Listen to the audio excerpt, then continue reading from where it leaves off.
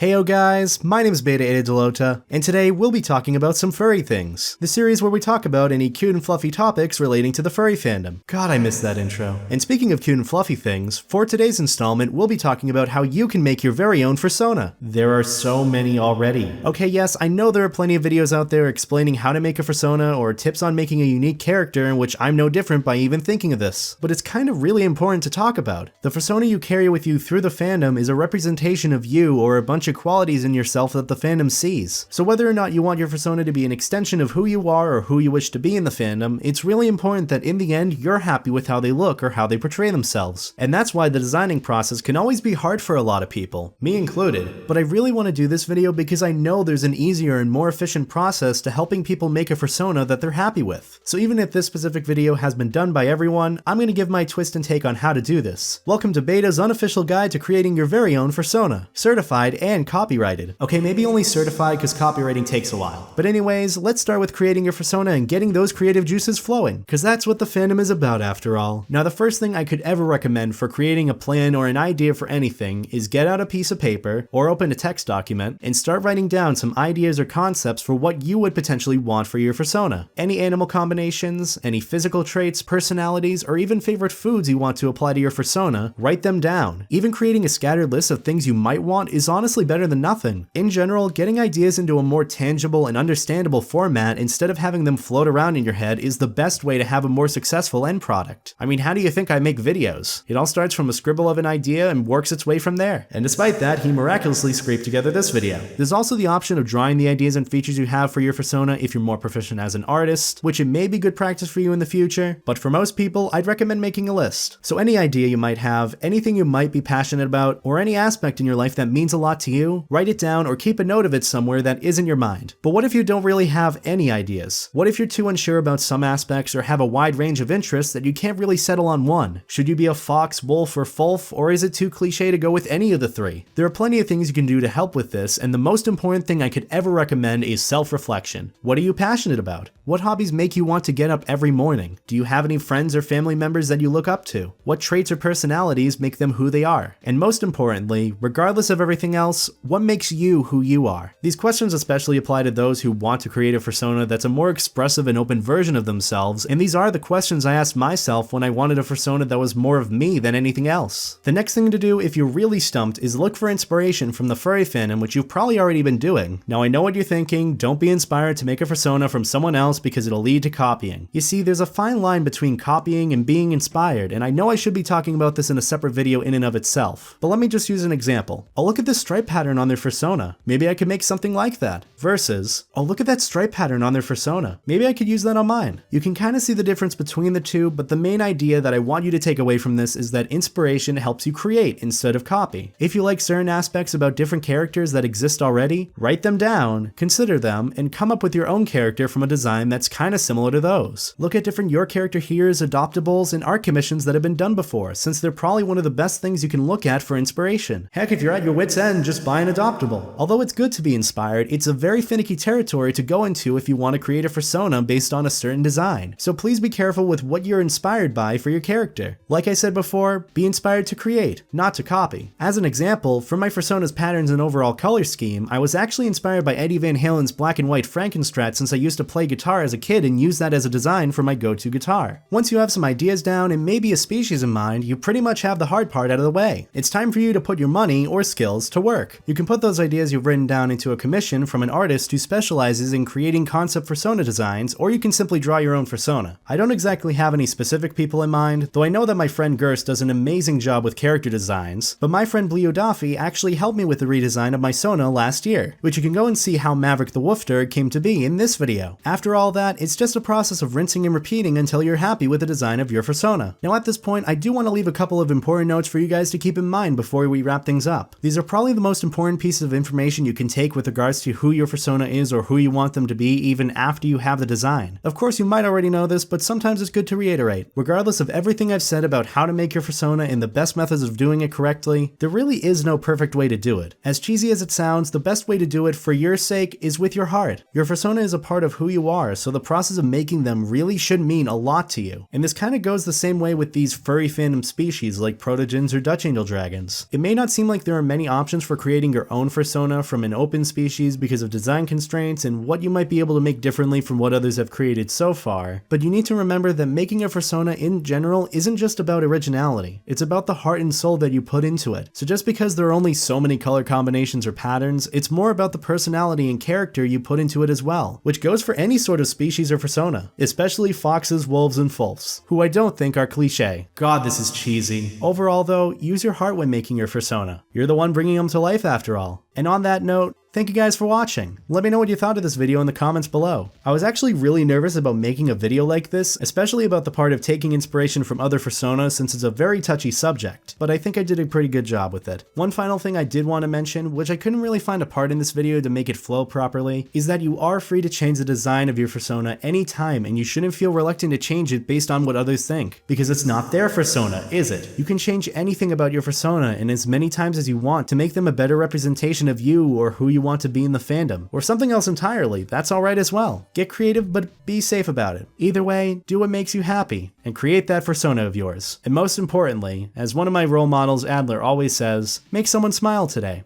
Besides that, I've got nothing else. Have a good day, guys, and as always, stay life jacket. Take care.